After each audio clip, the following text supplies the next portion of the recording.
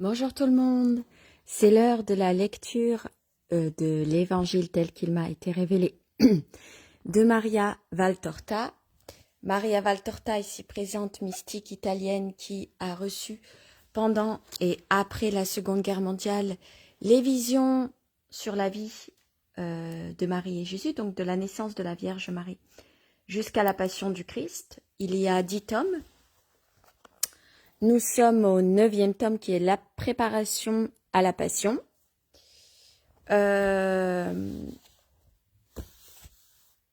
Donc, les visions procurées à Maria, comme des crises cardiaques. Elle est restée alitée pendant plus de 20 ans. Parfois, Jésus et Marie prennent la parole, donc il y a des dictées avant ou après une vision. Jésus l'appelle Petit Jean, parce que Jean est l'apôtre préféré de Jésus. Alors, dans l'histoire là où nous en sommes, Jésus prend la route pour arriver à Jérusalem. Judas a été, je vais pas dire découvert parce que depuis longtemps, Jésus le sait, mais maintenant, Jésus l'a dit à Judas qu'il savait qu'il était possédé par Satan. Mais Judas n'a aucune volonté pour s'en sortir, donc Jésus ne peut rien faire. Même si Jésus prie, fait des sacrifices avec sa mère, etc., pour que Judas puisse rentrer dans le droit chemin, Judas n'a pas la volonté de se battre. Et Jésus ne le renvoie pas, parce que sinon il ne serait pas le Christ miséricordieux s'il renvoyait Judas. Donc, on va lire l'extrait, 3e annonce de la Passion. Marie, femme d'Alphée, donc la tante de Jésus, évoque la figure de Joseph, la demande insensée des fils de Zébédée. Vision du 8 mars 1947. L'aube éclaire à peine le ciel et rend la marche toujours difficile. Quand Jésus quitte Doko, encore endormi, on n'entend sûrement pas le bruit des pas, car ils avancent avec précaution, et les gens dorment, encore dans les maisons fermées. Nul ne parle avant qu'il ne soit sorti de la ville et arrivé dans la campagne qui se réveille lentement, dans les lumières faibles et toutes fraîches après la rosée. Alors Judas dit, « Route inutile, impossible de se reposer, il aurait mieux valu ne pas venir jusqu'ici. »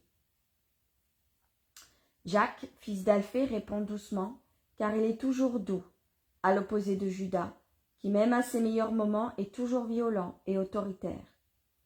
Les quelques personnes que nous avons rencontrées ne nous ont pas mal reçus. Elles ont passé la nuit à nous écouter et à aller chercher les malades dans les campagnes. Au contraire, il est bon que nous soyons venus. En effet, ceux qui, à cause de la maladie ou pour quelques autres raisons, ne pouvaient espérer voir le Seigneur à Jérusalem, l'ont rencontré ici et ont été consolés en recevant la santé ou d'autres grâces. Les autres, on le sait, sont déjà partis en ville. C'est l'usage pour nous d'y aller, si on le peut, quelques jours avant la fête. Justement, comme nous montons nous aussi à Jérusalem, il était inutile de venir ici. Ils nous auraient entendus et vus là-bas. Mais pas les femmes, ni les malades, réplique en l'interrompant Barthélemy, qui vient à l'aide de Jacques. Judas feint de ne pas entendre et dit, comme s'il continuait la conversation. Du moins je crois que nous nous rendons à Jérusalem, bien que je n'en suis plus sûr désormais. Après le discours du berger. Et où veux-tu que nous allions, sinon là-bas, demande Pierre. Je ne sais pas. Tout ce que nous faisons depuis quelques mois est tellement irréel, tellement contraire à ce que l'on peut prévoir au bon sens, à la justice même, que je t'ai vu boire du lait à Doko, et pourtant tu parles comme si tu étais ivre. Où vois-tu ce qui est contraire à la justice demande Jacques, fils de Zébédée, avec des yeux peu rassurants, et il renchérit. Assez de reproches adressés au juste. As-tu compris que cela suffit? Tu n'as pas le droit, toi, de le critiquer. Personne n'a ce droit, car il est parfait. Et nous, aucun de nous ne l'est. Et toi, moins que tous. Mais oui, si tu es malade, soigne-toi, mais ne nous ennuie pas avec tes discussions. Si tu es lunatique, le maître est là. Fais-toi guérir, et n'en parlons plus, lance Thomas, qui perd patience. Jésus, lui, marche à l'arrière avec Jude et Jean, et tous trois aident les femmes qui, moins habituées à marcher dans la pénombre, ont de la peine à avancer par le sentier difficile, et encore plus sombre que les champs, parce qu'ils traversent une épaisse olivrée. Jésus ne cesse de parler avec les femmes, étrangers à ce qui se passe plus en avant, même si ceux qui sont avec lui entendent. En effet, si les mots sont peu compréhensibles, leur ton indique que ce ne sont pas des paroles douces, mais qu'elles sentent déjà la dispute.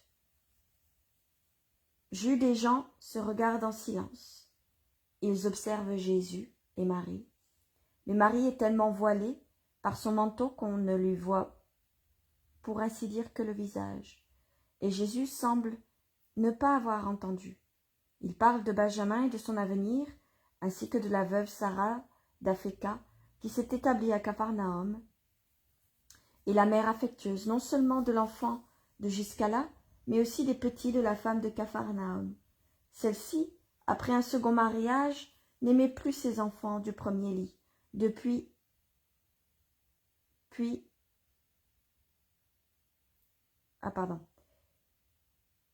Je relis l'histoire.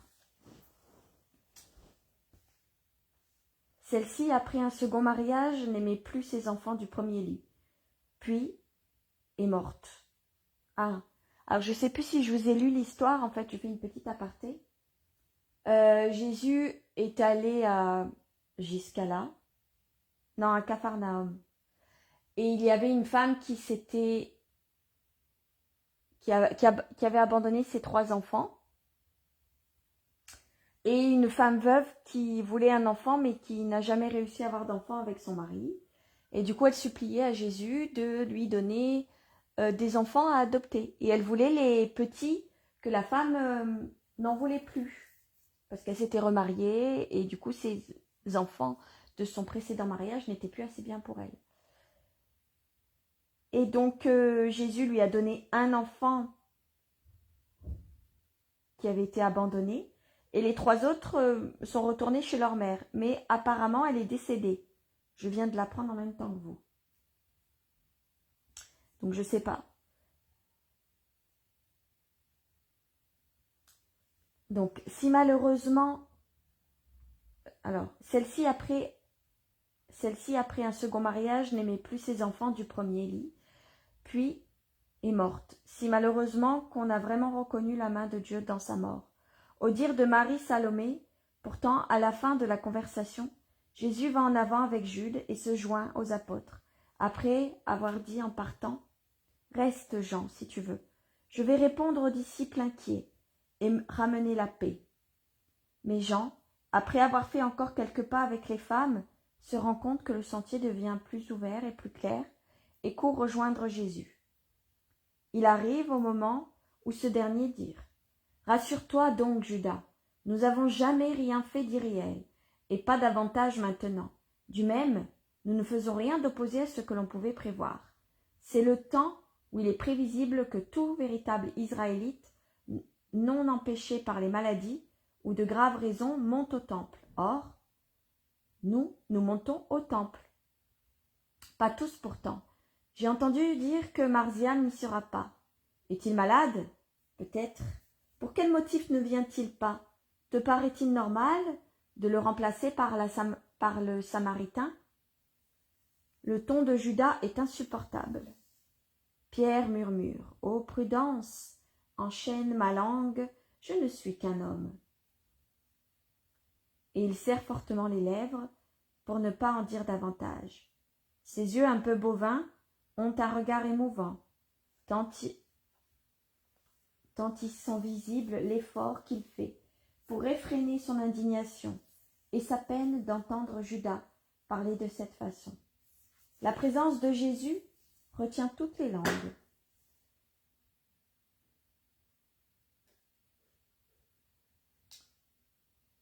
Et c'est seulement lui qui parle pour dire, avec un calme vraiment divin: venez un peu en avant, que les femmes n'entendent pas. J'ai une confidence à vous faire depuis quelques jours. Je vous l'ai promis dans la campagne de Tersa, mais je voulais que vous soyez tous présents pour l'entendre. Vous tous, pas les femmes, laissons-les dans leur humble paix. Ce que je vous dirai expliquera pourquoi Marziam ne sera pas avec nous, ni ta mère, Judas, ni tes filles, Philippe, ni les femmes disciples de Bethléem de Galilée, avec la jeune fille. Il y aura des horreurs que tous ne pourraient pas supporter. Moi, le Maître, je sais ce qui est bon pour mes disciples, et ce qu'ils peuvent ou ne peuvent pas endurer. Même vous, vous n'avez pas la force de résister à l'épreuve, et ce serait une grâce pour vous d'en être préservé. Mais vous devez me continuer, et vous devez savoir à quel point vous êtes faible pour être ensuite miséricordieux avec les faibles. Vous ne pouvez donc pas être exclus de cette redoutable épreuve qui vous donnera la mesure de ce que vous êtes, de ce que vous êtes resté après 3 ans passés avec moi, et de ce que vous êtes devenus.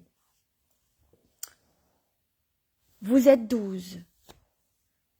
Vous êtes venus à moi presque en même temps. Ce n'est pas le nombre de jours qui sépare ma rencontre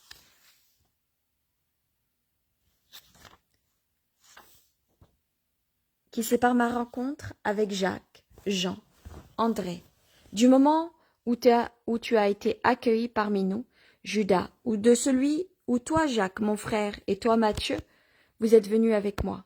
Qui pourrait justifier une si grande différence de formation entre vous? Vous étiez tous, même toi, docte Barthélemy, même vous, mes frères, très ignorants par rapport à ce qu'est la connaissance de ma doctrine. Et même votre évolution, meilleure que celle des autres parmi vous, dans la doctrine du vieil Israël, constitue un obstacle pour vous former en moi.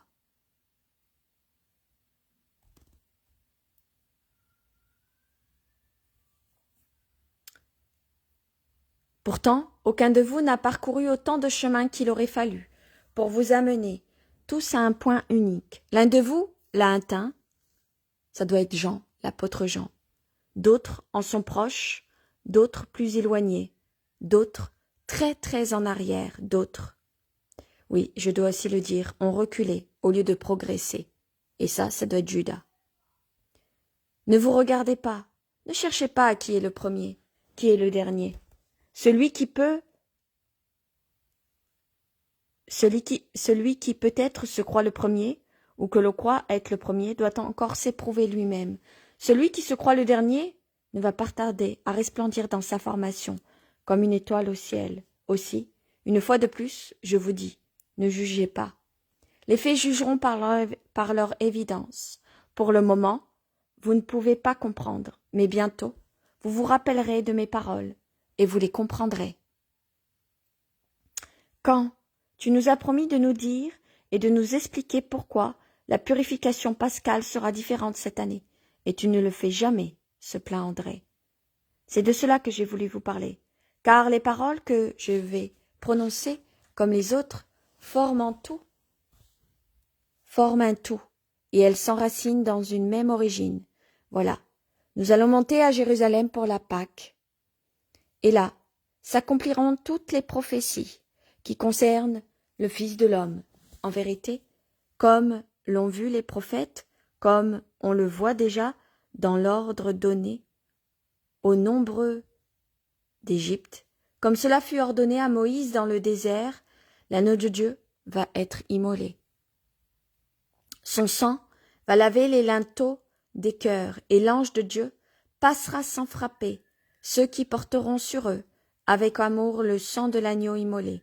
Celui-ci va être élevé comme le serpent d'Héran sur la barre transversale pour être un signe adressé aux hommes blessés par le serpent infernal et pour être le salut de ceux qui le regarderont avec amour. Le Fils de l'homme votre maître, Jésus, va être livré aux mains des princes, des prêtres, des scribes et des anciens. Ils le condamneront à mort et le remettront aux païens pour être exposé au mépris. On le giflera, on le frappera, on le couvrira de crachats, on le traînera sur les routes comme un chiffon immonde.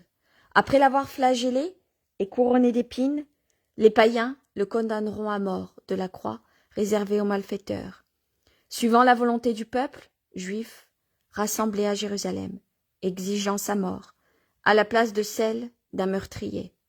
C'est ainsi qu'il sera mis à mort, mais comme il est dit dans les signes des prophéties, après 3 jours, il ressuscitera. Voilà l'épreuve qui vous attend, celle qui montrera votre formation. Tous, vous croyez assez parfaits pour mépriser ceux qui n'appartiennent pas à Jérusalem, à Israël, et même pour mépriser beaucoup de personnes de notre propre peuple.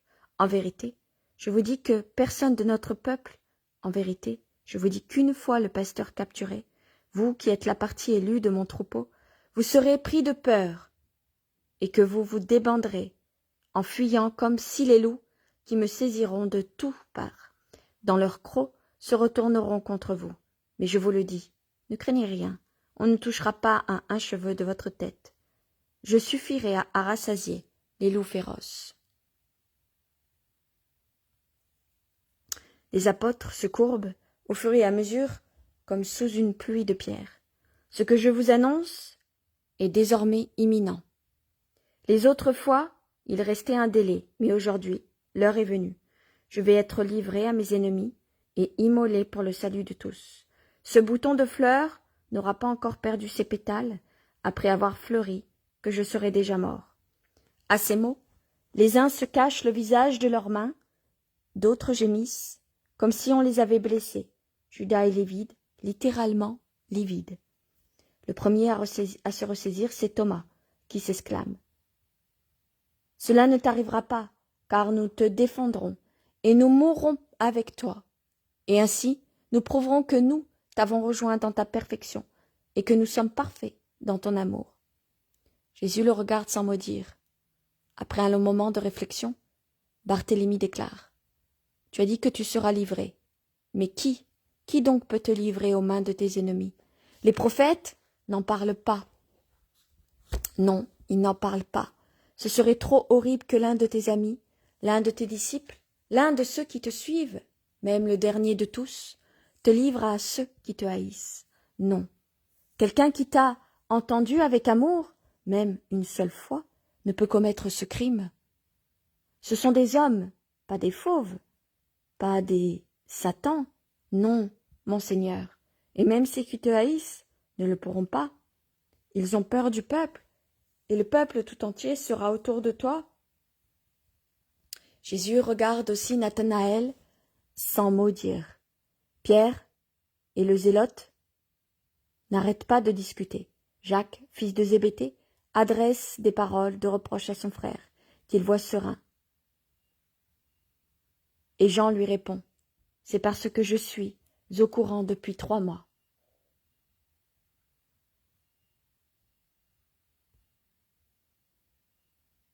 Ah, donc Jean est le frère de Jacques. Et donc ça veut dire que c'est André qui est le frère de Pierre. Je me perds, moi, dedans, avec les apôtres.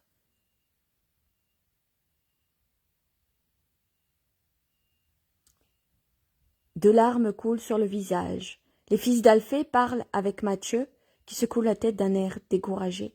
André s'adresse à Judas.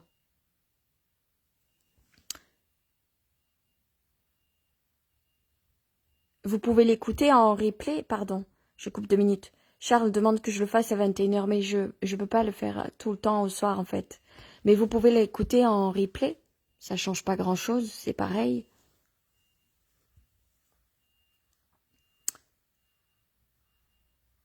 Le fils d'Alphée parle à Matthieu, qui secoue la tête d'un air découragé. André s'adresse à Judas. « Toi qui as tant d'amis au temple. » Jean connaît Anne en personne, réplique Judas, avant d'achever. « Mais que peut-on y faire? Que veux-tu que puisse une parole d'homme si c'est écrit. Tu le crois vraiment? Demandent ensemble Thomas et André. Non, moi je ne crois rien. Ce sont des alarmes inutiles. Barthélemy.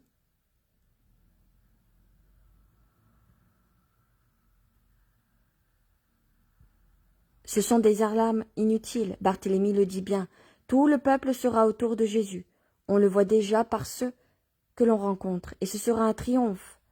Vous verrez qu'il en sera ainsi, affirme Judas. Mais alors pourquoi est-ce qu'il, commence André, en montrant Jésus, qui s'est arrêté pour attendre les femmes? Pourquoi il dit cela? Parce qu'il est impressionné, et parce qu'il veut nous mettre à l'épreuve. Mais il n'arrive à rien. Du reste, moi j'irai.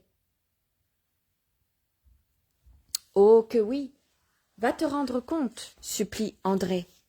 Et ils se taisent soudain, car Jésus les suit de nouveau, entre sa mère et Marie, femme d'Alphée.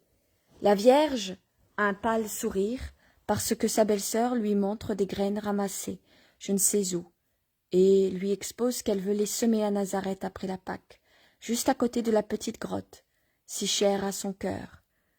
Alors, je vous rappelle, dans la maison à Nazareth où il y a la Vierge Marie, il y a une grotte. Il y a une grotte avec des fleurs que Marie elle met. Et en fait, ça fait penser un peu à la grotte de Lourdes. Mais dans la maison de la Vierge Marie, il y a une grotte. Quand tu étais petite, je te revois toujours avec ces fleurs dans les mains. Tu les appelais les fleurs de ta venue. En effet, à ta naissance, ton jardin en était couvert. Et ce soir-là, quand tout Nazareth est accouru pour voir la fille de Joachim, les touffes de ces petites étoiles n'étaient qu'un diamant, à cause de l'eau qui était descendue du ciel et du dernier rayon de soleil qui les frappait depuis le crépuscule. Et comme tu l'appelais, étoile, tout le monde disait, en regardant la multitude de ces petites étoiles brillantes, les fleurs se sont parées pour faire la fête à la fleur de Joachim, et les étoiles ont quitté le ciel pour venir près de l'étoile, et tous souriaient, heureux présage et la joie de ton père. Quant à Joseph, le frère de mon époux, donc le père de Jésus, le mari de la Vierge Marie, puisque Saint Joseph avait un frère et c'est Marie, et ils s'appellent tous les deux Marie. T'as Marie, la femme de Joseph, Marie, la Vierge Marie, et Marie, femme d'Alphée, Alphée, le frère de Joseph. Quant à Joseph, le frère de mon époux, il a remarqué « Étoile et gouttelette, c'est vraiment Marie. » Qui aurait pu dire alors que tu étais destiné à devenir son étoile? Quand il revint de Jérusalem, choisi pour être ton époux, ton Nazareth, tout Nazareth voulait lui faire la fête, parce que grand était l'honneur qui lui était venu du ciel et venu de ses fiançailles avec toi, fille de Joachim et d'Anne. Chacun désirait l'inviter à un banquet, mais avec une volonté douce, mais ferme, il déclina ses réjouissances, à l'étonnement de tous.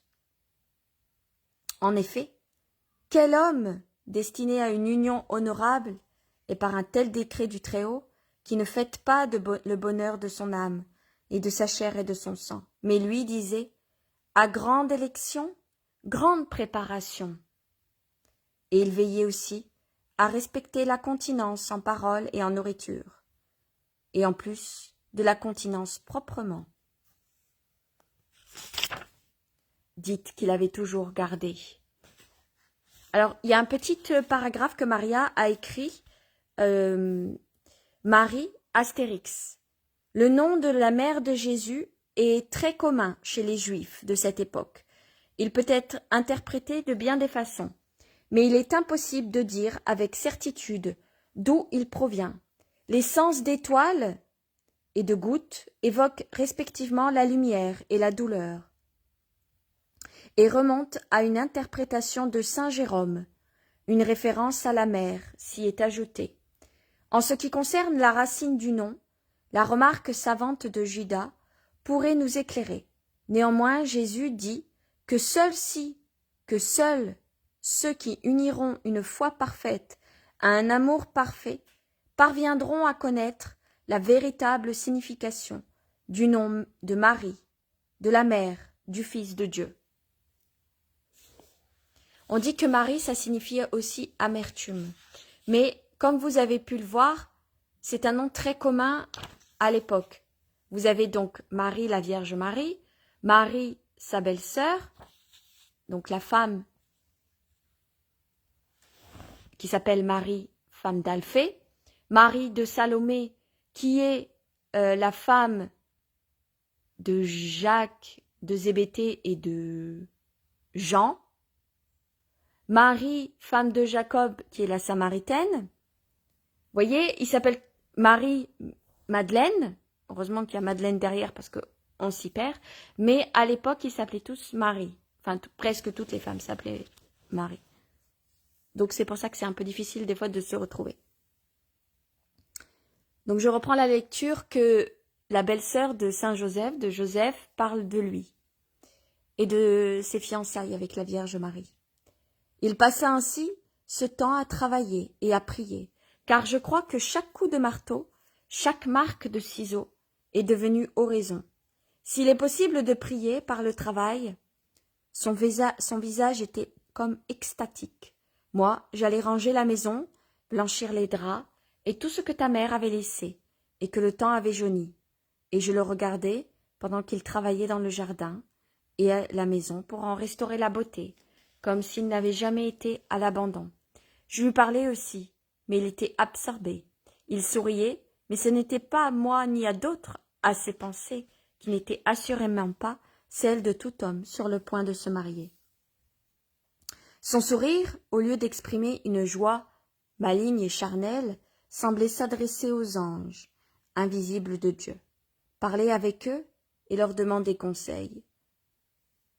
Ah, je suis bien certaine qu'il lui indiquait comment se conduire avec toi. Autre surprise de Nazareth, qui provoqua presque l'indignation chez mon Alphée, il recula les noces le plus possible, et on ne comprit jamais comment. À l'improviste, il se décida enfin, le temps fixé. Et aussi, quand on sut que tu étais mère, comme... Nazareth s'étonna de sa joie contenue, mais mon Jacques est un peu comme cela, et il le devient de plus en plus, maintenant que l'on l'observe bien. Et je ne sais pourquoi, mais depuis que nous sommes arrivés à Éphraïm, il me paraît tout changé. Je le vois ainsi, absolument comme Joseph. Examine-le maintenant aussi. Marie, tandis qu'il se retourne encore pour nous regarder, n'a-t-il pas l'air songeur? Si habituel c'est Joseph, ton époux. Il a ce sourire dont on ne saurait dire s'il est triste ou lointain. Il a ce long regard qui voit plus loin que nous, et qu'avait si souvent Joseph. Te souviens-tu comment Alphée le taquinait? Il disait, mon frère, tu observes encore les pyramides? Patient et secret, peu bavard à son habitude, il secouait la tête en silence. Mais après ton retour d'Hébron, il ne venait même plus seul à la fontaine, comme il faisait auparavant, et comme tous le font. Il était soit avec toi, soit à son travail, et sauf pour le Shabbat, à la synagogue, ou quand il se rendait ailleurs, pour affaires, personne ne peut dire qu'il ait vu. Personne ne peut dire.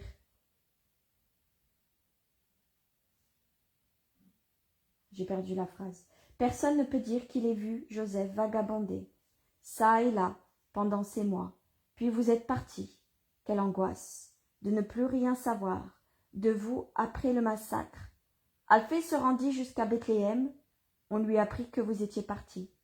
Mais comment croire quand on vous haït à mort, dans une ville encore rouge de sang innocent, où fumaient les ruines, où vous étiez accusé d'être à l'origine de tout ce sang répandu. Il alla à Hébron, puis au temple, car Zacharie était de service.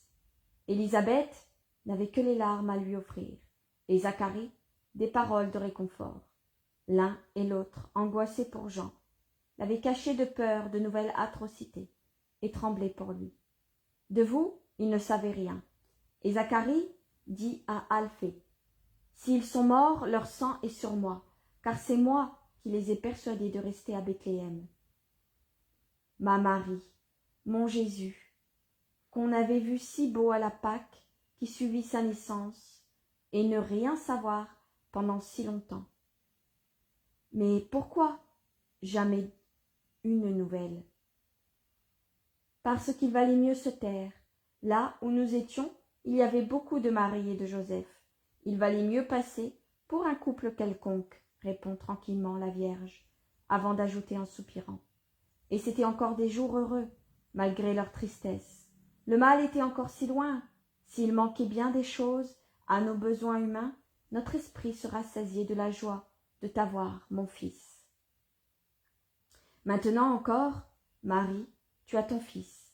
Il manque Joseph, c'est vrai, mais Jésus est ici, avec son amour plénier d'adulte, fait remarquer Marie, femme d'Alphée. La Vierge Marie lève la tête pour regarder son Jésus. Son regard trahit son déchirement, malgré un léger sourire sur les lèvres. Mais elle reste silencieuse.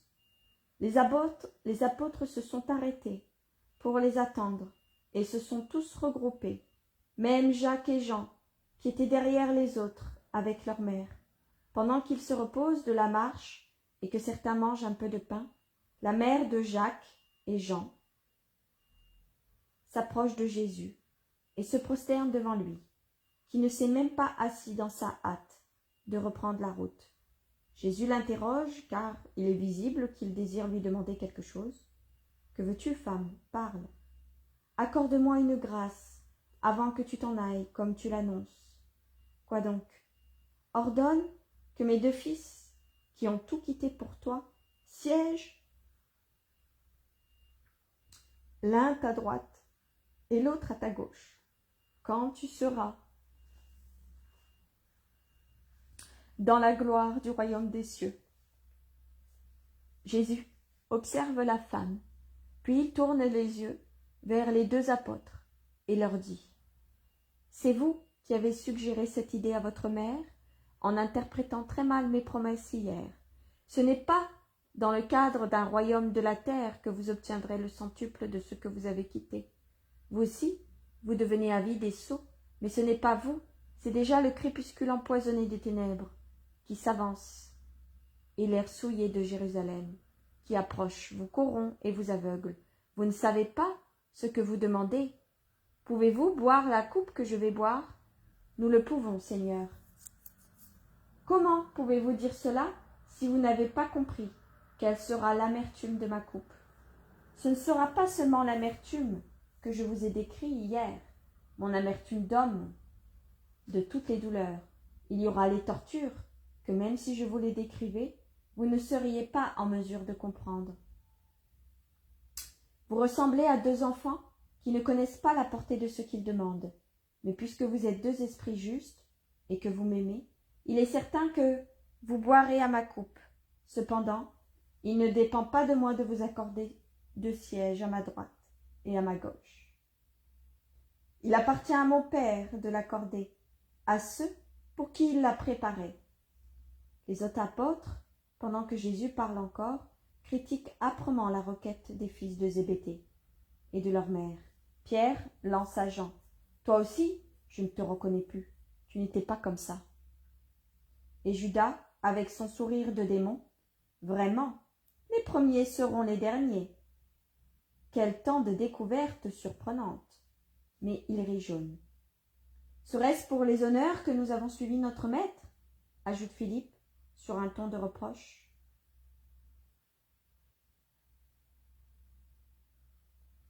Thomas, au contraire, cherche à excuser les deux frères. Il s'en prend à Marie Salomé. « Pourquoi provoquer l'humiliation de tes enfants ? Tu aurais dû réfléchir si eux ne l'ont pas fait et empêcher cela.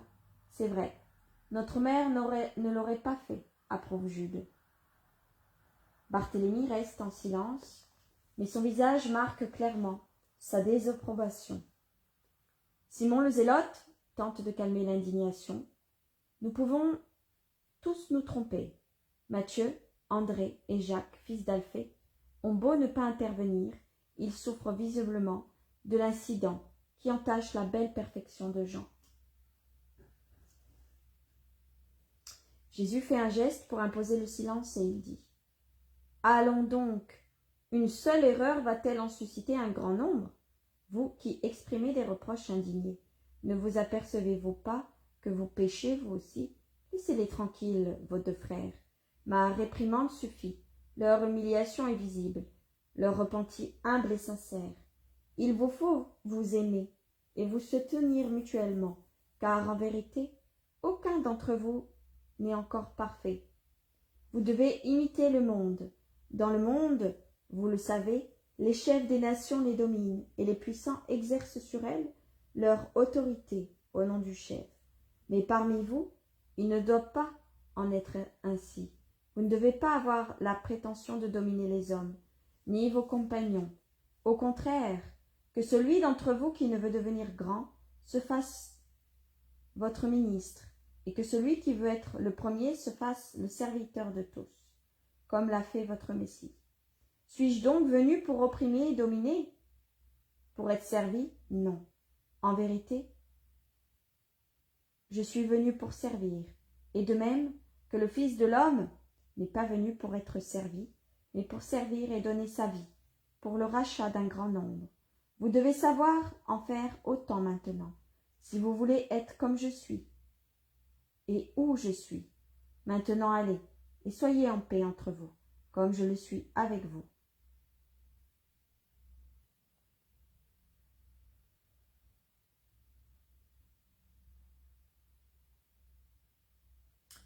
La vision se termine et Jésus prend la parole. Donc c'est une dictée. Jésus me dit, souligne bien l'expression « il est certain que vous boirez à ma coupe ». Dans les traductions, on lit ma coupe, j'ai dit à ma coupe et non pas ma coupe. Nul autre que moi n'aurait pu boire ma coupe.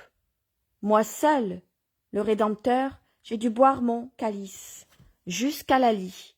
À mes disciples, à mes imitateurs, à ceux qui m'aiment, il est certainement permis de boire à cette coupe où j'ai bu, une goutte, une gorgée, ou les gorgées que la prédilection de Dieu leur permet de boire.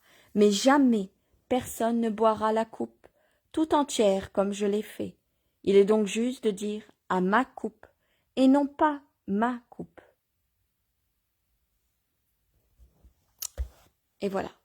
Je vous lis une deuxième vision. Rencontre avec les disciples et des hommes de la valeur conduits par Manahen, arrivés à Jéricho. Vision du 11 mars 1947. Déjà, les murs blancs des maisons de Jéricho et ses palmiers se profilent sur un ciel d'un bleu intense, un bleu de céramique ou d'émail, quand près d'un bosquet de tamaris ébouriffé, de mimosas fragiles, d'aubépines, aux longues piques, d'autres arbres épineux pour la plupart qui semblent être renversés, là, aux montagnes pentues, qui se trouvent derrière Jéricho. Jésus rencontre un groupe important de disciples, conduits par Manahen. Il semble attendre. C'est effectivement ce qu'il confirme, après avoir salué le Maître. Et ils ajoutent que nombre d'entre eux se sont éparpillés sur d'autres routes pour obtenir quelques nouvelles, car ils avaient été impressionnés que Jésus ait pris une nuit entière de retard avant d'arriver à Jéricho. Je suis venu ici avec eux, et je ne te quitterai pas avant de te savoir en sécurité. Chez Lazare, dit Manahen. Pourquoi? Y a-t-il quelque danger? Demande Jude. Vous êtes en Judée. Vous connaissez le décret et la haine aussi. Tout est donc à craindre, répond Manahen. Se tournant vers Jésus, il explique. J'ai amené avec moi les hommes les plus courageux, car on pouvait présumer que s'ils ne t'avaient pas pris, tu allais passer par ici, et nous avons compté sur notre valeur de disciples et d'hommes pour impressionner les mauvais et te faire respecter. En effet, je vois autour de lui des anciens disciples de Gamaliel, le prêtre Jean, Nicolas d'Antioche, Nicolaï d'Antioche, Jean d'Éphèse et d'autres hommes vigoureux, dans la fleur de l'âge, d'un air plus distingué que le commun. Je ne les connais pas, mais Manahen en présente rapidement quelques-uns. Ils arrivent de toutes les régions de Palestine et certains viennent de la cour d'Hérode Philippe. Les noms les plus anciennes familles d'Israël résonnent ainsi sur la route près du bosquet ébouriffé, où le vent fait trembler les feuilles des mimosas et incline les rejetons des aubépines. « Allons, n'y a-t-il personne avec les femmes chez Michée ?» demande Jésus. Tous les bergers, excepté Jonatas, qui attend, Jeanne dans son palais de Jérusalem, mais le nombre des disciples a augmenté sans mesure. Hier, ils étaient environ 500 à attendre à Jéricho, tellement que les serviteurs d'Hérode ont été impressionnés et l'avaient rapporté à leur maître. Et lui ne savait pas qu'il fallait trembler ou sévir, mais obsédé comme il l'était par le souvenir de Jean-Baptiste, il n'ose plus lever la main sur aucun prophète. N'oubliez pas qu'Hérode a fait décapiter Jean-Baptiste par l'intermédiaire d'Hérodias, sa femme, et de sa fille, je ne sais plus comment elle s'appelle. Après, il a fait livrer la tête à sa femme Hérodias. Ils ont fait enterrer le corps, et pour finir, les disciples ont récupéré le corps, et pour finir, je ne sais plus si c'est pas la femme ou Hérode qui l'a fait déterrer, etc. Un truc horrible. Bien, cela ne fera pas de mal, s'écrie Pierre en se frottant joyeusement les mains. C'est celui qui a le moins d'importance, cependant. C'est une pâte molle que chacun peut manipuler à sa guise, et celui qui tient sait le manœuvrer. Mais qui le tient? Pilate, peut-être, demande Barthélemy. Pilate n'a pas besoin d'Hérode pour agir. Hérode est un serviteur. Ce n'est pas aux serviteurs que s'adressent les puissants, répond Manahen. Qui alors? Reprend Barthélemy. Le temple, lance avec assurance un homme de la compagnie de Manahen. Mais pour le temple, Hérode est anathème, son péché. Tu es bien naïf, Barthélemy. Malgré ta science et ton âge, tu ignores donc que le temple s'est passé sur beaucoup de choses, sur trop de choses, pour atteindre son but. C'est pour cela qu'il n'est plus digne d'exister, s'exclame Manahen, avec le geste de souvenir de souverain mépris. Tu es juif, tu ne dois pas parler ainsi. Le temple est toujours le temple pour nous, déclare Barthélemy.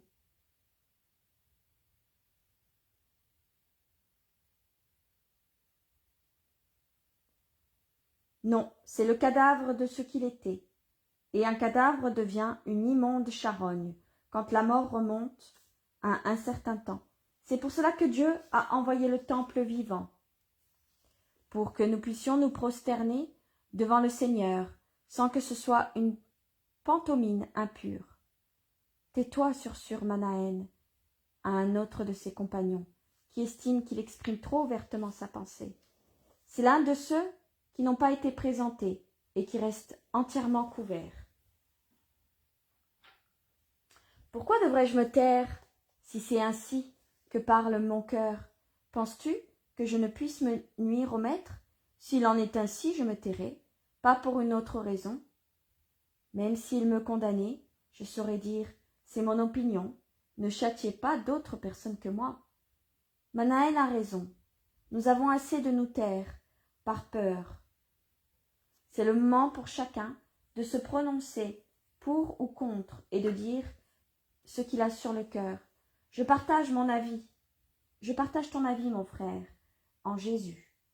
Si cela doit causer notre mort, nous mourrons ensemble, en confessant encore la vérité, lance impétueusement Étienne. Soyez prudents, exhorte Barthélemy. Le temple est toujours le temple. Il peut faillir, il n'est pas certainement parfait, mais il est après Dieu. Il n'y a personne de plus grand, et pas de force plus grande que le grand prêtre et le Sanhédrin. Il représente Dieu, et nous devons considérer cela, qu'ils représentent non pas ce qu'ils sont. Je me trompe peut-être, maître. Non, tu ne te trompes pas. Il faut savoir tenir compte de l'origine de toute constitution. En l'occurrence, c'est le Père éternel qui a constitué le temple. Et les hiérarchies, les rites et l'autorité des hommes, préposés à le représenter. Il faut savoir remettre opère le jugement. Lui sait quand et comment intervenir, comment veiller à ce que la propagation de la corruption n'atteigne pas tous les hommes et ne fasse pas douter de Dieu. Manahen a su voir juste en discernant la raison de ma venue à cette heure. Il faut enfin tempérer ton immobilisme, Barthélemy, par l'esprit novateur de Manahen, afin que la mesure soit juste, et par conséquent la façon de juger parfaite. Tout excès est toujours dommageable pour celui qui l'accomplit, pour celui qui le subit, ou qui s'en scandalise. Si ce n'est pas une âme honnête, s'en sert pour dénoncer ses frères, mais c'est là une action de Caïn, une œuvre de ténèbres. Les fils de la lumière n'y participeront pas. Emmitouflé dans son manteau, au point qu'on distingue à peine ses yeux noirs et très vifs, l'homme qui a averti Manahen de ne pas trop parler, s'agenouille auprès de Jésus et prend sa main en disant « Tu es bon, maître. Trop tard je t'ai connu.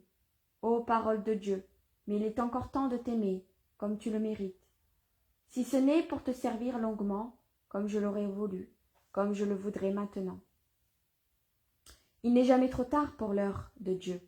Elle vient au bon moment, et le Seigneur accorde le temps qu'il faut pour servir la vérité selon sa volonté.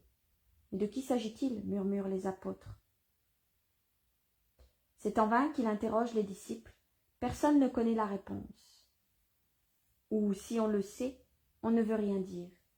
Qui est ce maître ? Demande Pierre quand il peut s'approcher de Jésus, qui marche au milieu du groupe.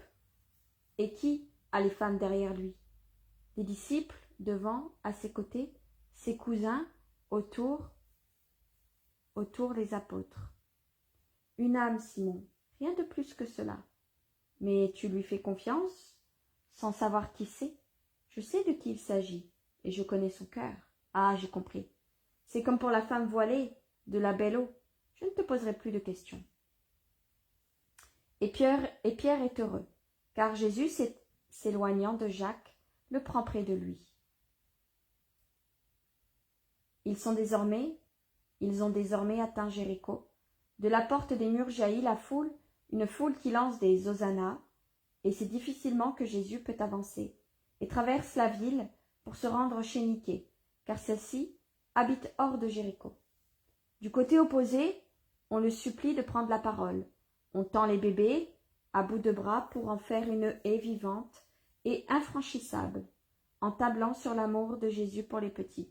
On crie « Tu peux parler ! L'homme s'est déjà enfui à Jérusalem !» Et en disant ces mots, on montre du doigt le magnifique palais d'Hérode, maintenant fermé. Manahen confirme. C'est vrai, il s'est éclipsé pendant la nuit, sans faire de bruit, il a peur. Mais rien n'arrête Jésus, qui avance en disant « Paix, paix, que celui qui a des peines ou des douleurs vienne chez Niquée, que celui qui vient m'entendre vienne à Jérusalem, ici. Je suis le pèlerin, comme vous tous. C'est dans la maison du Père que je parlerai. Paix, paix et bénédiction, paix. »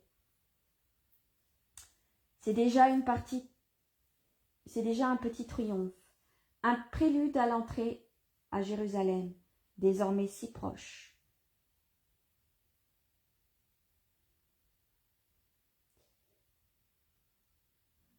Je suis étonnée de l'absence de Zaché, jusqu'au moment où je l'aperçois debout, à la limite du domaine de Niquée, au milieu de ses amis, et en compagnie des bergers et des femmes disciples. Tous accourent à la rencontre de Jésus, et se prosternent, puis l'escortent, tandis que lui les bénisse, entre par le verger, et se dirige vers cette hospitalière demeure. Et la vision se termine. Je vais vous lire une troisième vision. Les Juifs inconnus rapportent les accusations recueillies par le Sanhédrin, une allégorie de Jérusalem.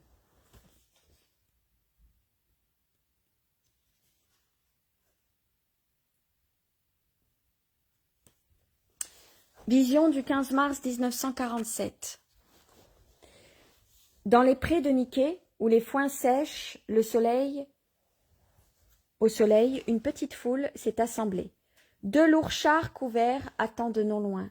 Je comprends la raison de cette attente, en voyant qu'on y conduit toutes les femmes disciples, et qu'elles y montent, après que le Maître les ait congédiées et bénies. La Vierge Marie part, elle aussi, avec les autres disciples, ainsi que le jeune berger des noms. Des disciples nombreux se placent.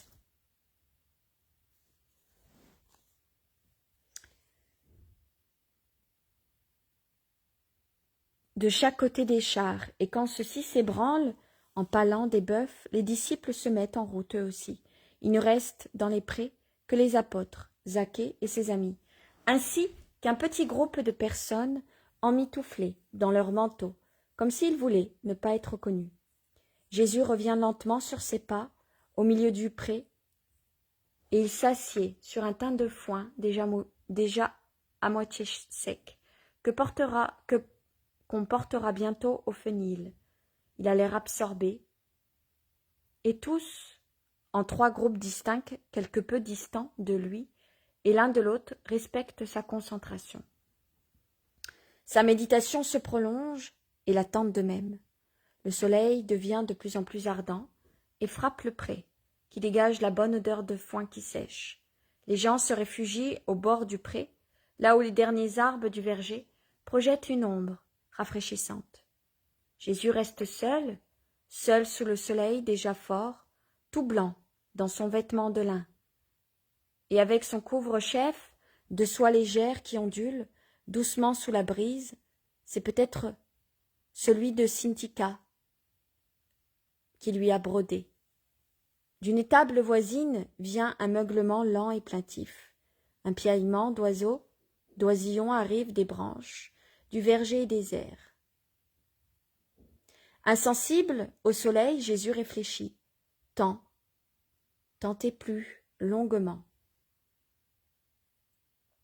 J'ai plusieurs fois remarqué la résistance exceptionnelle de Jésus à la rigueur des saisons. Je n'ai jamais compris s'il sentait fortement le chaud et le froid, et s'il supportait sans se plaindre, par esprit de mortification, ou bien si, comme il dominait les éléments déchaînés, il dominait aussi le froid ou la chaleur excessive. Je l'ignore. Je sais que j'ai beau l'avoir vu complètement trempé sous les averses, ou tout en sueur sous la canicule, je n'ai jamais remarqué chez lui de gestes montrant incommodé par le froid ou la chaleur, et je ne l'ai jamais vu prendre ces mesures préventives que d'ordinaire l'homme prend contre l'excès de soleil ou de gel. On m'a fait observer un jour qu'en Palestine, on ne reste pas tête nue, et donc je m'exprime mal quand je dis que la tête blonde de Jésus resplendit, découvert sur le soleil. Il est fort possible qu'en Palestine, on ne puisse sortir tête nue. Je n'y suis pas allé, et je ne sais pas. Ce que je sais, c'est que Jésus n'avait habituellement rien sur la tête. Et si un couvre-chef, au début de la marche, il l'enlève, au début de la marche, il l'enlève bien vite, comme s'il ne supportait pas. Il le porte à la main, s'en servant principalement pour essuyer de son visage la poussière et la sueur. S'il pleut, il relève un pan de son manteau par-dessus sa tête. S'il y a du soleil, surtout s'il est en route, il cherche un peu d'ombre, même intermittente, pour s'abriter des rayons. Mais il est rare qu'il ait, comme aujourd'hui, un voile léger sur la tête. C'est une observation que certains pourront trouver inutile, mais cela aussi fait partie de ce que je vois, et j'en parle pendant que Jésus pense. Cela va lui faire du mal de rester là si longtemps, s'écrie un homme qui n'appartient ni au groupe des apôtres, ni à celui de Zaché. Allons prévenir ses disciples. Et puis je voudrais ne pas trop m'attarder, répond un autre. Eh oui, les mondes indonins sont peu sûrs la nuit. Ils se dirigent vers les apôtres et discutent avec eux. C'est bien. Je vais aller leur dire que vous voulez vous en aller, propose Judas. Non, ce n'est pas cela. Nous voudrions être au moins à ensemer avant le soir. Judas s'éloigne en souriant ironiquement. Il se penche sur le maître et lui dit « Les Juifs veulent être congédiés. Ils prétendent que c'est parce que le soleil peut te faire du mal. Mais en vérité, c'est que cela leur porte tort, à eux, d'être trop visibles. Je viens. Je réfléchissais. Ils ont raison. » Jésus se lève. « Tout sauf moi, bougonne Judas. » Jésus le regarde en silence. Ils se dirigent ensemble vers ces hommes que Judas appelle les Juifs. « Je vous avais déjà tous congédiés. Je vous ai dit hier, je parlerai qu'à Jérusalem. C'est vrai, mais c'est que nous voudrions te parler, nous, que... Pourrions-nous te parler en particulier? Fais-le, fais-leur plaisir, ils ont peur de nous, ou de moi plus particulièrement, insinue encore Judas, avec son sourire de serpent. Nous n'avons peur de personne. Si nous le voulions, nous saurions comment nous y prendre pour protéger notre tranquillité. Mais tout le monde n'est pas encore lâche en Palestine. Nous sommes des descendantes des preux de David, et si tu n'es pas encore esclave et méprisé, tu dois rendre hommage à notre ascendance. Nous étions les premiers aux côtés du Saint-Roi, les premiers aux côtés des Maccabées, et les premiers maintenant encore, quand il s'agit de rendre honneur au fils de David, et le conseiller, parce que lui est grand. Mais toute personne, aussi grande qu'elle soit, peut avoir besoin d'un ami, aux heures décisives de la vie, répond avec véhémence un homme dont le vêtement, tout de lin, y compris le manteau et le couvre-chef, laisse peu à découvert son visage sévère. Il nous a, nous, pour amis. Nous le sommes depuis 3 ans, depuis que vous... Nous ne le connaissons pas. Trop de fois nous avons été trompés par de faux messies, pour croire que facilement à celui qui prétend l'être. Mais les derniers événements nous ont éclairés. Ces œuvres viennent de Dieu, et nous l'appelons Fils de Dieu. Et vous pensez qu'il a besoin de vous? Comme Fils de Dieu, non, mais en tant qu'homme, oui. Il est venu pour être l'homme, et un homme a toujours besoin de ses frères. Du reste, de quoi as-tu peur? Pourquoi ne veux-tu pas que nous lui parlions? Réponds-nous. Moi? Parlez donc. Les pécheurs sont plus écoutés que les justes. Jésus intervient. Judas, je croyais que de telles paroles devaient te brûler les lèvres. Comment oses-tu juger là où ton maître ne juge pas? Il est dit, si vos péchés étaient comme l'écarlate, ils deviendront blancs, comme neige s'ils avaient été vermilles, dans le cochinelle. Ils deviendront blancs comme la laine. Mais tu ne sais pas que parmi eux... Silence, à vous de parler. Seigneur, nous le savons, l'accusation contre toi est prête. On t'accuse de violer la loi et le Shabbat, d'aimer les Samaritains plus que nous, de défendre les publicains et les prostituées, de recourir à Belzébuth et à d'autres forces des ténèbres, de pratiquer la magie noire, de haïr le temple et de vouloir sa destruction. 2. Assez. Tout le monde peut accuser. Prouver une accusation est plus difficile. Mais ils ont parmi eux des gens qui le soutiennent. Crois-tu donc qu'il y ait des justes parmi eux? Je vais vous répondre par les paroles de Job, qui est une figure du patient que je suis. Bien loin de moi la pensée de vous estimer tout juste, mais jusqu'à mon dernier souffle, je maintiendrai mon innocence. Je tiens à ma justice, et ne lâche pas en conscience. Je n'ai pas à rougir de mes jours. Tout Israël peut en témoigner, car je me justifie par moi-même. Par des paroles qu'un menteur pourrait aussi bien dire. J'ai toujours enseigné le respect de la loi, et même davantage.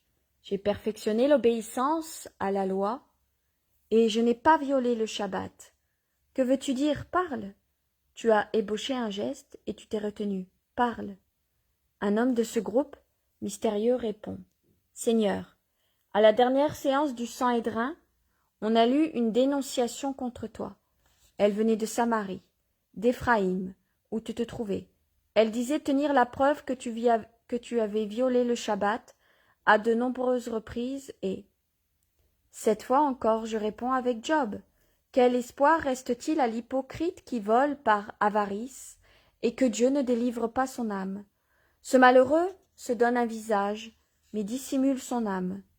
Sous cette apparence, un cœur différent.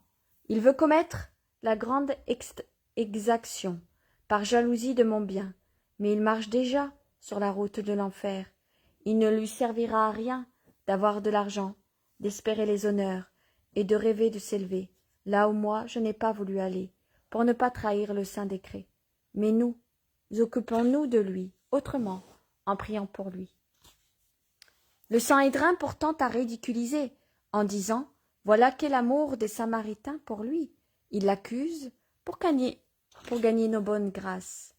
Mais êtes-vous sûr que c'est bien une main samaritaine qui a écrit ces mots? Non, mais la Samarie s'est montrée dure à ton égard ces derniers temps.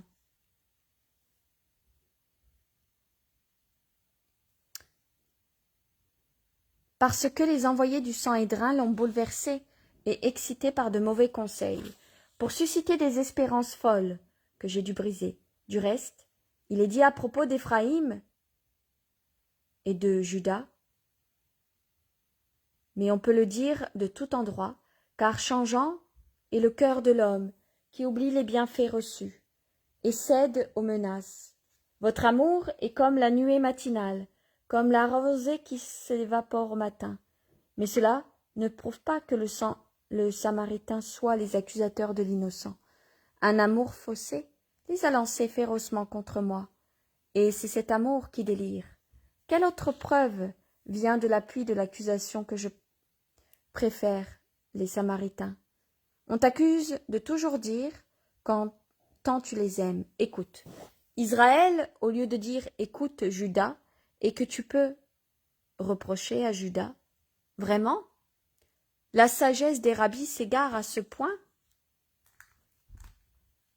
Ne suis-je pas le germe de justice issu de David, grâce auquel, comme le dit Jérémie, Juda sera sauvé? Le prophète prévoit que Juda surtout, aura besoin du salut. Et ce germe, dit toujours, le prophète sera appelé le Seigneur de notre juste. Car, dit le Seigneur, jamais David ne manquera d'un descendant qui prenne place sur le trône et la maison d'Israël. Et quoi? Le prophète se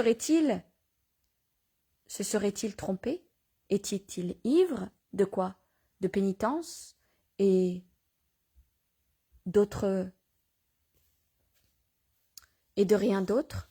Car pour m'accuser, personne ne pourra soutenir que Jérémie ait été un noceur. Or, il dit que le germe de David sauvera Juda et s'assiera sur le trône d'Israël.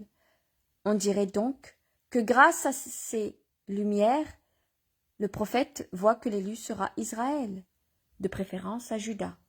Que le salut seulement. Le royaume sera-t-il donc appelé royaume d'Israël?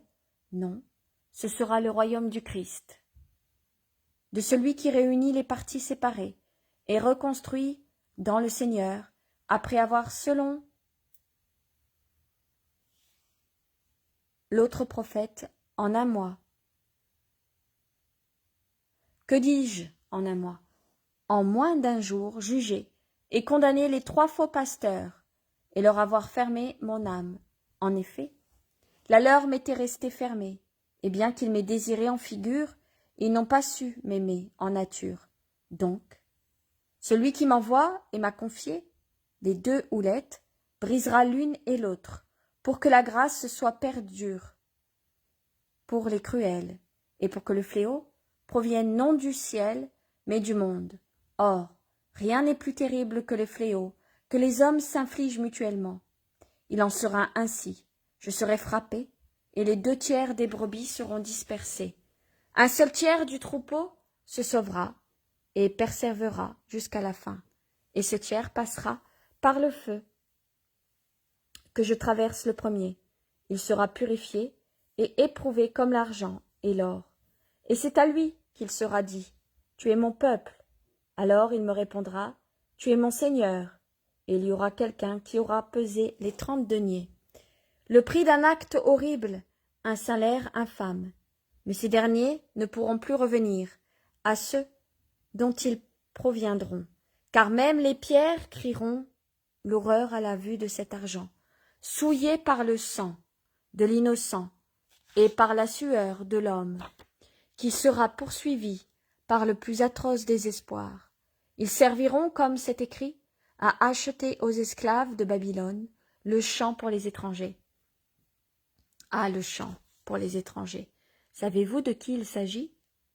Des habitants de Juda et d'Israël, eux qui bientôt, et pour des siècles et des siècles, n'auront plus de patrie, et le sol même de ce qui fut leur terre ne voudra pas les accueillir, il les vomira. Mais une fois qu'ils seront morts, parce qu'ils ont voulu rejeter la vie, horreur infinie. Jésus se tait, comme accablé, la tête inclinée, puis il la relève, son regard fait un tour, il voit l'assistance, les apôtres, les disciples, occulte Zaché avec les siens, il soupire comme s'il se réveillait d'un cauchemar, et dit « Que disiez-vous d'autre? Ah oui, que l'on m'accuse d'aimer les publicains et les prostituées. C'est vrai, ce sont des malades et des mourants.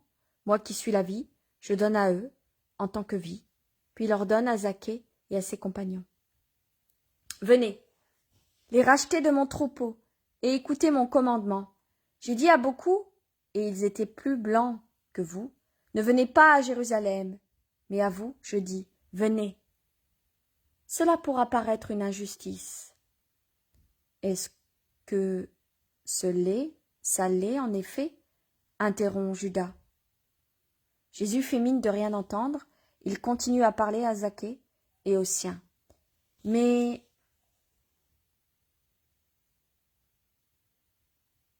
je vous dis, venez précisément parce que vous êtes des plantes qui ont plus besoin que d'autres de la rosée, pour que votre bonne volonté soit aidée par le Tout-Puissant, et que, désormais, vous grandissez librement dans la grâce. Sur le reste, le ciel lui-même répondra par des signes qu'on ne saurait confondre. En vérité, le temple vivant pourra être détruit et reconstruit en 3 jours, et pour l'éternité. Mais le temple mort, qui sera seulement ébranlé, et croira avoir vaincu, périra pour ne plus se relever. Allez, et n'ayez pas peur. Attendez mon jour en faisant pénitence, et son aurore vous conduira définitivement à la lumière, dit-il, en s'adressant aux hommes, couverts de leurs manteaux. Il y a un petit passage, Maria Valtorta écrit « Comme c'est écrit le chant pour les étrangers ». Ce chant, acheté par les grands prêtres avec l'argent que Judas leur a restitué, servira à la sépulture des étrangers. La prophétie que Matthieu attribue à Jérémie est en fait une citation libre, combinée avec des éléments.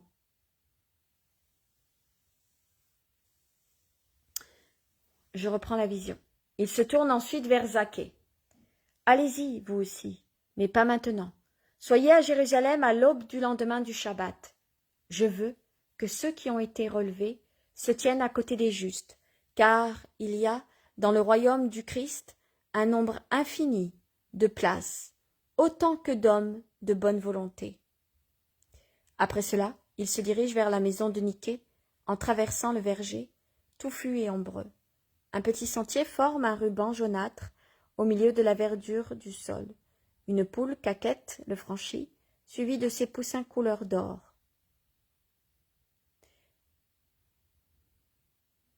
Jésus s'arrête pour la contempler, des larmes coulent sur ses joues. Il pleure. Pourquoi donc il pleure? Murmurent les apôtres, les disciples, les pécheurs rachetés, tous. Pierre souffle à Jean. Demande-lui ce qui le fait pleurer. Et Jean, dans son attitude habituelle, un peu penché par respect, interroge Jésus en le regardant par en dessous. Pour quelle raison pleures-tu, mon Seigneur? Peut-être à cause de ce que l'on t'a rapporté et de ce que tu nous as dit. Jésus secoue la tête, il a un sourire triste et montre la poule qui continue de protéger amoureusement ses petits. Moi qui suis avec mon Père, j'ai vu Jérusalem nue et honteuse, comme Ézéchiel l'a décrit. Je suis passé près d'elle, et une fois venu, le temps de mon amour, j'ai étendu mon manteau sur elle, et j'ai couvert sa nudité. Je voulais faire d'elle une reine, après avoir été pour elle un père, et la protéger, comme cette poule des petits. Mais alors que les poussins, reconnaissant à leur mère des soins qu'elle leur donne, et se réfugient sous ses ailes, Jérusalem repousse mon manteau. Mais je maintiens mon dessein d'amour. Moi, mon Père ensuite, agira selon sa volonté. Marchant dans l'herbe, pour ne pas déranger la poule, Jésus passe, les larmes coulent encore sur son visage, pâle et affligé. Tous l'imitent en le suivant et en bavardant jusqu'au seuil de la maison de Niquée. Jésus entre seul avec les apôtres, tandis que les autres retournent à leurs occupations.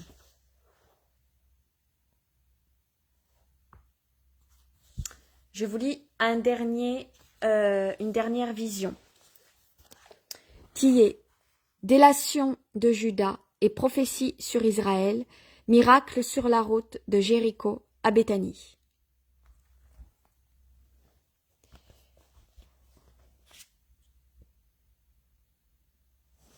Vision du 17 mars 1947. L'aube nuance à peine sa pureté d'une première teinte rosée. Le frais silence de la campagne disparaît de plus en plus, remplacé par les trilles des oiseaux réveillés. Jésus sort le premier de la maison de Niquée, pousse silencieusement la porte et se dirige vers le verger, tout vert, où s'égrènent les notes limpides des mésanges, où les merles sifflent comme des flûtes. Mais il est encore en chemin quand 4 personnes s'avancent vers lui. Il faisait partie du groupe inconnu hier et était de ceux qui n'avaient pas découvert leur visage. Ils se prosternent jusqu'à terre, se redressent lorsque Jésus leur enjoint de se relever et leur demande « Que voulez-vous de moi ?» Alors, ils rejettent leurs manteaux et leurs couvre-chaises de lin dans lesquels ils avaient gardé caché leur visage, comme des bédouins. Je reconnais celui, pâle et maigre, du scribe Joël, fils d'Abias, vu dans la vision de Sabéa. Les autres me sont inconnus, jusqu'à ce qu'il se présente. Je suis Judas de Béthéron, le dernier des vrais Assidéens. Alors il y a un petit astérix de Maria. Les Assidéens, de l'hébreu Assidam, intègre ou pieux, ou Assidéens, était un groupe de juifs pieux qui commença à jouer un rôle important dans la vie politique au cœur de la crise maccabéenne. Bien qu'ils aient existé depuis plus longtemps, les livres des Maccabées ne les mentionnent que 3 fois. Les Assidéens étaient des ascètes fortement religieux, appliquant la loi de façon très stricte et aimant le calme. La secte qu'ils auraient fondée possédait un pouvoir et une autorité considérables parmi le peuple et aurait été entraînée dans la rébellion contre Antiochus, qui aboutit aux guerres hasmonéennes. Les Assidéens seraient donc devenus la force d'impulsion maîtresse dans la lutte juive pour l'indépendance. Les Hasmonéens, eux, sont une dynastie qui règne sur la Judée de 140 à 36 avant Jésus-Christ. Elle est fondée par Simon, fils de Mattathias. Donc je reprends la vision. Je suis Judas de Béthéron, le dernier des vrais Assidéens, ami de Mattathias d'Hasmonéen.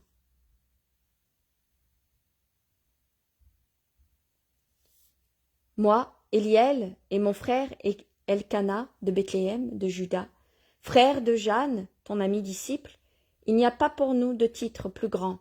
Si nous étions absents quand tu étais fort, nous sommes présents maintenant que tu es persécuté. Et moi je suis Joël, fils d'Abias, aux yeux si longtemps aveugles, mais maintenant ouverts à la lumière. Je vous ai déjà congédié, qu'attendez-vous de moi? Nous voulons te dire que, si nous sommes restés couverts, ce n'est pas à cause de toi, mais... Commence Éliel, alors. Allons, parlez, Mais vas-y, Joël, c'est toi qui es le mieux informé. Seigneur, ce que je sais est tellement horrible, je voudrais que même les pierres ne l'apprennent pas, n'entendent pas ce que je vais te révéler. Les pierres tressailleront, mais pas moi, car je sais ce que tu veux dire, mais parle quand même. Si tu le sais, permets que mes lèvres ne frémissent pas en te rapportant cette horreur. Bien sûr, je ne pense pas que tu mentes, en prétendant savoir parce que tu veux, et parce que tu veux que je le relève pour te l'apprendre, mais c'est vraiment parce que... Oui, parce que cela crie vers le Seigneur, mais je vais le dire pour vous convaincre. Tous que je connais le cœur des hommes, toi qui es membre du sang Édrin et acquis à la vérité, tu as découvert un fait, que, en raison de son importance, tu n'as pas supporté tout seul, et tu allais trouver de vrais juifs à l'âme foncièrement bonne pour leur demander conseil. Tu as bien fait. Même si cela ne sert à rien, le dernier des Assidéens serait prêt à réitérer le geste de ses pères pour le vrai libérateur. Il n'est pas seul. Son parent, Barzillai, en ferait autant, comme beaucoup d'autres. Et les frères de Jeanne, par amour pour moi, pour leur sœur et pour leur patrie, seraient avec lui. Mais ce n'est pas grâce aux lances et aux épées que je triompherai.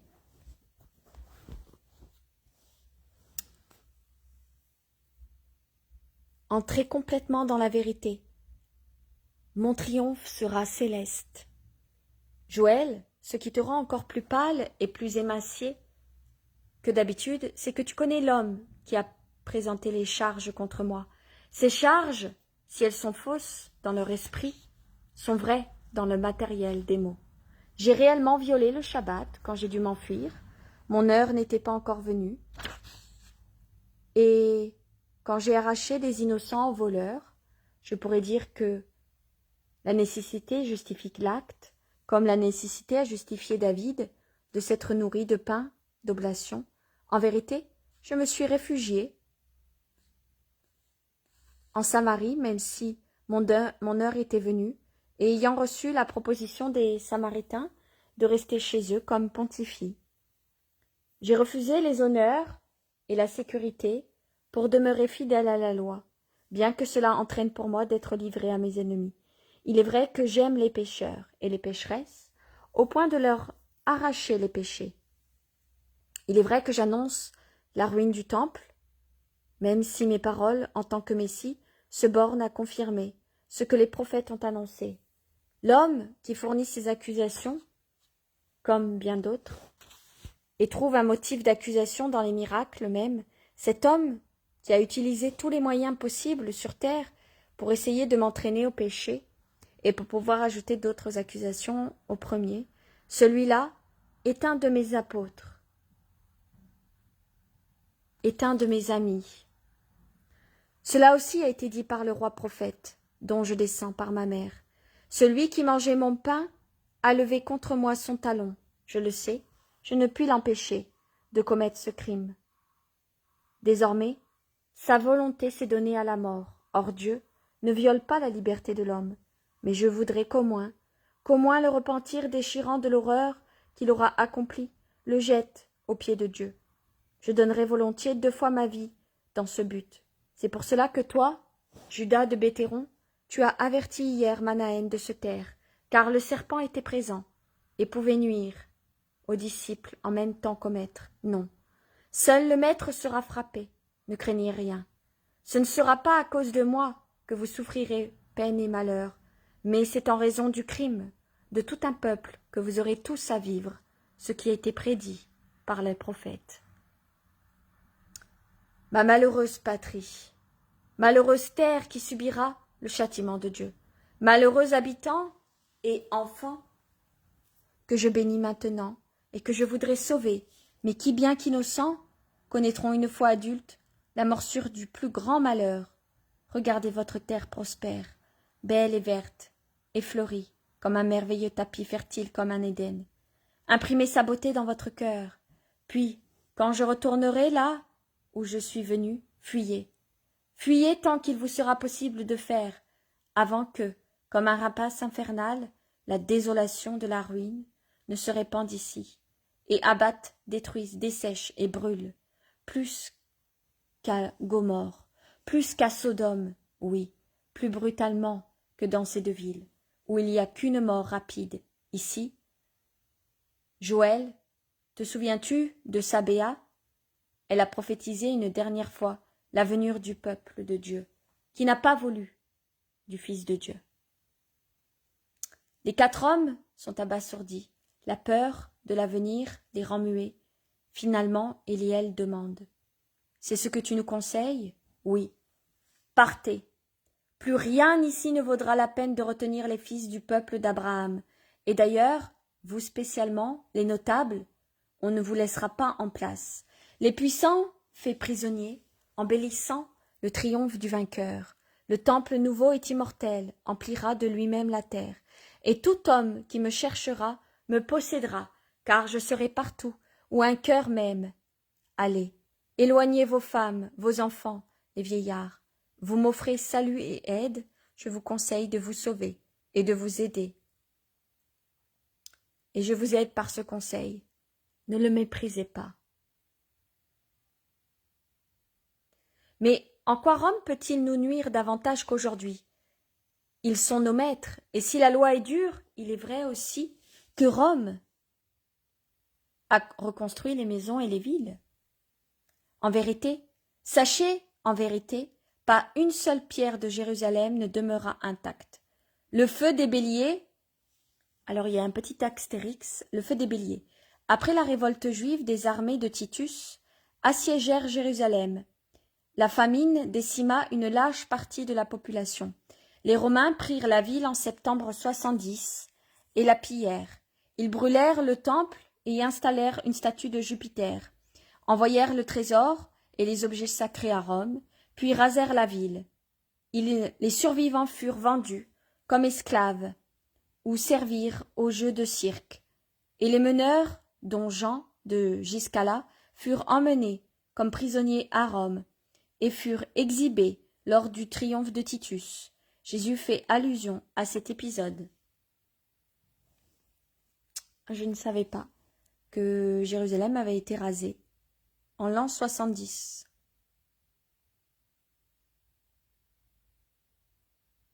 Par Titus. Je ne savais pas, ou en tout cas je m'en souvenais plus. Le feu des béliers, les fraudes et les javelots démoliront, saccageront, bouleverseront toutes les maisons, et la cité sacrée deviendra une caverne. Et pas elle seule. Une caverne, notre patrie. Elle servira de pâture pour les ânes sauvages et les lamis, comme l'annoncent les prophètes, et non pas pour une ou plusieurs années, ou pour des siècles, mais pour toujours. Désert, terre brûlée, stérilité, voilà le sort de ces terres, champs de querelle, lieux de torture, rêves de reconstruction, toujours détruits par une condamnation inexorable, tentative de résurrection éteinte, dès leur naissance. Voilà le sort de la terre qui a repoussé le Sauveur et voulu une rosée, qui est le feu des coupables. Il n'y aura donc plus jamais de royaume d'Israël? Nous ne serons jamais plus ce dont nous rêvions? Demande une voix angoissée des 3 notables juifs. Le scribe Joël pleure. Avez-vous jamais observé un vieil arbre dont la moelle est détruite par la maladie? Pendant des années, il végète péniblement, si péniblement qu'il donne ni fleurs ni fruits. Seules quelques rares feuilles sur les branches épuisées indiquent qu'il monte un peu de sève. Puis, par un beau mois d'avril, le voilà qui fleurit miraculeusement et se couvre de fleurs et de feuilles nombreuses. Le maître s'en réjouit, lui qui pendant tant d'années l'a soigné, sans obtenir de fruits.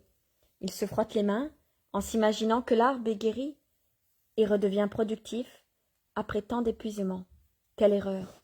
Après une explosion si exubérante de vie, voilà la mort subite. Les fleurs tombent, tout comme les feuilles, et les petits fruits qui semblaient déjà se nouer sur les branches et promettent une récolte abondante. Puis, dans un craquement inattendu, l'arbre, pourri, à la base, s'effondre sur le sol. C'est ce qui arrivera à Israël. Après avoir végété pendant des siècles, sans donner de fruits, dispersé, il rassemblera sur les vieux troncs et aura une apparence de reconstruction. Le peuple dispersé sera enfin réuni et pardonné. Oui, Dieu attendra 7 heures pour arrêter le cours des siècles. Il n'aura plus des siècles, alors, mais l'éternité. Bienheureux ceux qui pardonnent formeront la floraison fugace du dernier Israël, devenu après tant de siècles le domaine du Christ, et qui mourront rachetés, en même temps que tous les peuples de la terre. Bienheureux aussi ceux qui auront non seulement connu mon existence, mais embrassé ma loi, comme une loi de salut et de vie. Mais j'entends les voix de mes apôtres. Partez avant qu'ils n'arrivent. Ce n'est pas par lâcheté, Seigneur, que nous cherchons à rester inconnus, mais pour pouvoir te servir. Si on savait que nous, moi surtout, nous sommes venus te trouver, nous serions exclus des délibérations, explique Joël. Je comprends, mais faites attention, car le serpent est rusé. Toi spécialement, Joël, sois prudent. Ah, il me tuerait. Je préférerais ma mort à la tienne, et ne pas voir les jours dont tu parles. Béni soit Seigneur, pour me fortifier. Je vous bénis tous au nom de Dieu, un et trine, et au nom du Verbe qui s'est incarné, afin d'être le salut pour les hommes de bonne volonté. Il les bénit collectivement, d'un large geste, puis pose la main sur la tête inclinée de chacun d'eux, agenouillé à ses pieds. Alors les 4 hommes se relèvent, se couvrent de nouveau le visage, et se cachent parmi les arbres du verger. Et les haies de mûres qui séparent les poiriers, les pommiers, et ceux-ci des autres arbres, il était temps, car les 12 apôtres sortent en groupe de la maison, à la recherche du maître, pour se mettre en route. Pierre dit, « Devant la maison du côté de la ville, il y a une foule de gens que nous avons eu du mal à retenir pour les laisser prier tranquillement. Ils veulent te suivre. Aucun de ceux que tu avais congédiés n'est parti. Au contraire, beaucoup sont revenus sur leurs pas, et d'autres sont arrivés. Nous les avons réprimandés. Pourquoi ? Laissez-les me suivre. Si nous en faisons autant, partons. » Et Jésus, après s'être ajusté le manteau que Jean lui présente, se met à la tête des siens, rejoint la maison, la longe, prend la route qui mène à Béthanie, et entonne à haute voix un psaume. Une vraie foule, avec en tête les hommes, puis les femmes et les enfants, le suit chantant avec lui. La ville, dans son enceinte de verdure, s'éloigne, la route est parcourue par de nombreux pèlerins. Sur le côté, une troupe de mendiants élève ses plaintes pour émouvoir les passants et obtenir davantage d'aumônes. Ils sont estropiés, manchots et aveugles. C'est la misère habituelle qui, de tout temps et en tout lieu et en tout pays, a coutume de se retrouver là où une festivité provoque des rassemblements. Et si les aveugles ne voient pas qui est celui qui passe, les autres le savent et connaissent la bonté du Maître. Pour les pauvres, crient encore plus fort qu'à l'ordinaire pour attirer l'attention de Jésus. Ils ne demandent pas de miracle, seulement une obole, et c'est Judas qui la donne. Une femme de condition aisée arrête l'âne, sur lequel elle était en selle, près d'un arbre robuste qui ombrage un carrefour, et elle attend Jésus. À son approche, elle glisse de sa monture et se prosterne, non sans mal, car elle tient dans les bras un petit enfant,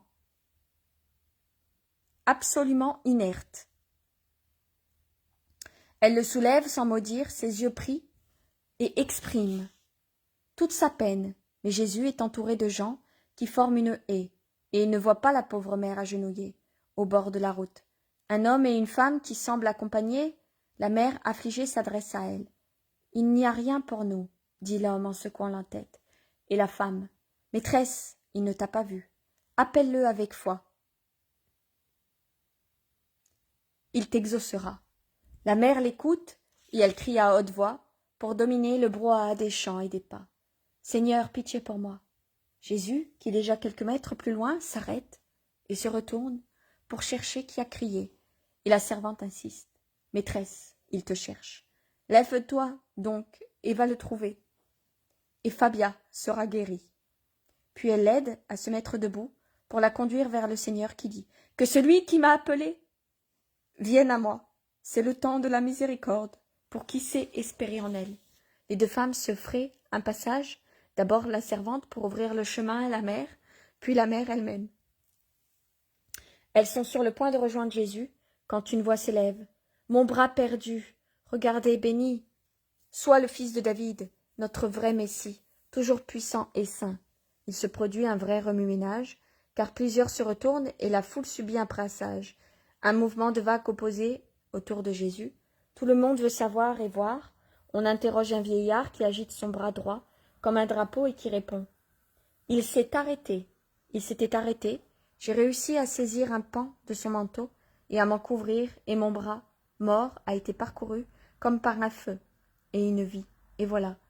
Le droit est redevenu comme le gauche. Il m'a suffi de toucher son vêtement. Jésus interroge pendant ce temps la femme. Que désires-tu? La femme tend son enfant. Elle aussi a le droit à la vie. Elle est innocente. Elle n'a pas demandé à être d'un lieu à un autre, d'un sang ou d'un autre. C'est moi la coupable. C'est moi d'être punie, pas à elle. Espères-tu que la miséricorde de Dieu soit plus grande que celle des hommes? J'ai confiance, Seigneur, je crois. Pour moi et pour mon enfant, à qui, j'espère, te rendra la pensée, le mouvement. On dit que tu es la vie. Et elles fond en larmes. Je suis la vie. Celui qui croit en moi aura la vie de l'esprit et des membres. Je veux. Après avoir crié ces mots d'une voix forte, Jésus abaisse sa main sur l'enfant inerte qui a un frémissement, un sourire, un mot. Maman. Elle bouge, elle sourit, elle a parlé. Fabius, maîtresse. Les deux femmes ont suivi les phases de miracle et les ont annoncées à haute voix. Elles ont appelé le père qui s'est frayé un passage à travers la foule et qui a rejoint les femmes quand déjà elles pleuraient de joie aux pieds de Jésus. Et pendant que la servante s'écrie « Je t'avais bien assuré qu'il a pitié de tous », la mère reprend « Maintenant pardonne-moi aussi mon péché. » Le ciel ne te montre-t-il pas, par la grâce qui t'a accordée, que ton erreur est pardonnée? Lève-toi et marche dans la vie nouvelle avec ta fille et l'homme que tu as choisi. Va, paix à toi, femme, paix à toi aussi, fillette, enfin, à toi, fidèle Israélite. Une grande paix descende sur toi en raison de la fidélité à Dieu et à la fille de la famille que tu as servie, et qu'avec ton cœur tu as tenu proche de la loi. Et paix aussi à toi, homme, qui t'es montré plus respectueux envers le Fils de l'homme que beaucoup en Israël. Il prend congé pendant que la foule, après avoir quitté, le vieillard s'intéresse au nouveau miracle accompli sur la fillette paralysée et simple d'esprit, peut-être à la suite d'une méningite, et qui maintenant saute joyeusement en répétant les seuls mots qu'elle sache, ceux que peut-être elle savait avant de tomber malade, et elle retrouve intacte dans son esprit qui s'est réveillé. Papa, maman, Élise, le beau soleil, les fleurs. Jésus fait mine de partir, mais du carrefour désormais dépassé, près des âmes laissées là par des miraculés, deux autres cris lamentables s'élèvent avec la cadence caractéristique des Hébreux. « Jésus, Seigneur, fils de David, aie pitié de moi !» La foule vocifère. « Taisez-vous, laissez passer le maître. La route est longue et le soleil frappe de plus en plus fort. Il faut qu'il puisse arriver sur les collines avant la chaleur. » Mais ils reprennent d'autant plus fort. « Jésus, Seigneur, fils de David, aie pitié de moi !» Jésus s'arrête de nouveau. « Allez chercher ceux qui crient et amenez-les-moi. » Les volontaires s'en vont. Ils rejoignent les deux aveugles et leur disent « Venez, il a pitié de vous. Levez-vous, car il veut vous exaucer. Il nous a envoyés, vous a appelés en son nom. » Et il cherche à conduire les deux aveugles à travers la foule. Mais si l'un se laisse faire, l'autre, plus jeune et peut-être plus croyant, prévient le désir des volontaires et s'avance seul avec son bâton, qu'il pointe en avant.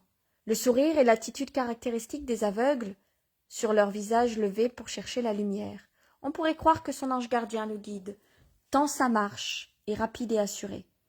S'il n'avait pas les yeux blancs, il ne semblerait pas aveugle. Il arrive le premier devant Jésus, qui l'arrête. « Que veux-tu que je fasse pour toi ?»« Que je voie, maître, Seigneur.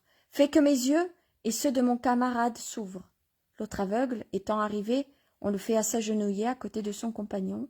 Jésus pose les mains sur leur visage, lève, levé et dit « Qu'il soit fait comme vous demandez. Allez, votre foi vous a sauvés. » Quand il retire ses mains, 2 cris jaillissent de la bouche des aveugles. « Je vois Uriel, je vois Bartimée. » Puis ensemble, « Béni soit celui qui vient au nom du Seigneur, béni soit celui qui l'a envoyé. Gloire à Dieu, Hosanna, au fils de David. » Et ils se jettent, tous deux à terre, le visage au sol, pour baiser les pieds de Jésus. Ensuite, les 2 miraculés se lèvent. Et celui qui s'appelle Uriel annonce « Je vais montrer à mes parents, puis je vais me montrer à mes parents, puis je reviens te suivre, Seigneur. » De son côté, Barthélemy déclare « Moi, je ne te quitte pas. Je vais envoyer quelqu'un pour les prévenir. Ce sera toujours une joie pour eux. Mais me séparer de toi, non. Tu m'as donné la vue, je te consacre ma vie. Aie pitié du désir du dernier de tes serviteurs. Viens et suis-moi. La bonne volonté rend égales toutes les conditions, et seul est grand celui qui sait le mieux servir le Seigneur. » Alors Jésus reprend sa marche au milieu des louanges, de la foule auquel Bartimée se joint, criant Hosanna avec les autres, et disant « J'étais venu pour obtenir du pain, et j'ai trouvé le Seigneur. J'étais pauvre, maintenant je suis ministre du roi saint. Gloire Seigneur, et à son Messie. » Et la vision se termine. Voilà, je vous ai lu des visions. Je vous dis à tout à l'heure à 15 heures pour les chapelets et neuvaines et prières, ou à demain pour la lecture de l'Évangile. Je vous souhaite une bonne journée, un bon appétit, puisqu'apparemment il est midi. Et que Dieu vous accorde sa paix, Jésus et Marie leur miséricorde et leur amour. À tout à l'heure, bisous.